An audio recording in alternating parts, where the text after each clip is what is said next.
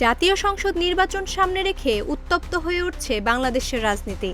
একদিকে ১৩ জুন লন্ডনে প্রধান উপদেষ্টা ডক্টর মোহাম্মদ ইউনূস ও বিএনপির ভারপ্রাপ্ত চেয়ারম্যান তারেক রহমানের বৈঠক, অন্যদিকে আকস্মিকভাবে সিইসি নাসির উদ্দিনের সঙ্গে প্রধান উপদেষ্টার 1-to-1 বৈঠক।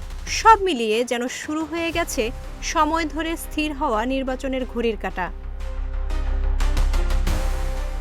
রাজনৈতিক বিশ্লেষকরা বলছেন, এই বৈঠকগুলো নিছক সৌজন্য নয়, বরং এটি হতে পারে বহু প্রতীক্ষিত জাতীয় নির্বাচনের সময়সূচি চূড়ান্ত করার প্রস্তুতির অংশ।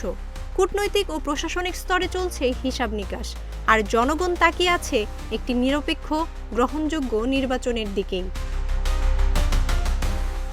সংশ্লিষ্ট সূত্রগুলো ইঙ্গিত দিয়েছে ২০২৬ সালের রমজানের আগেই সম্ভবত ১২ ফেব্রুয়ারির মধ্যে নির্বাচন হতে পারে।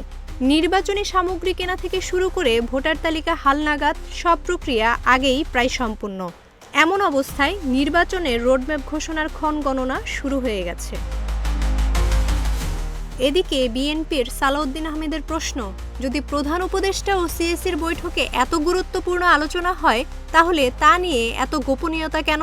তিনি মনে করেন, নির্বাচনের বার্তা জনগণের সামনে আনতে হবে, কারণ গণ আন্দোলন হয়েছে জাতীয় নির্বাচনের জন্য, স্থানীয় সরকারের জন্য নয়।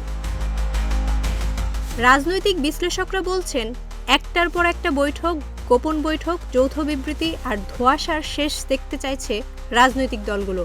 তারা জানতে চায়, এবার কি সত্যিই আসছে সেই নির্বাচন? এদিকে জুলাই গণ আন্দোলনে যারা জীবন দিয়েছেন, যারা লাঠিগুলি মুখে নিয়ে রাজপথে ছিলেন, তাদের স্বপ্ন কি শুধুই ব্যালট বাক্স পর্যন্ত সীমাবদ্ধ? জনগণ এখন শুধু একটি নিরপেক্ষ নির্বাচনের কথা বলছে না, তারা চাইছে কাঠামোগত সংস্কার, জবাবদিহিমূলক বিচার আর বাস্তবিক পরিবর্তন, তারপর নির্বাচন। জান্নাতুল মর্পিতা, প্রজন্ম ২৪।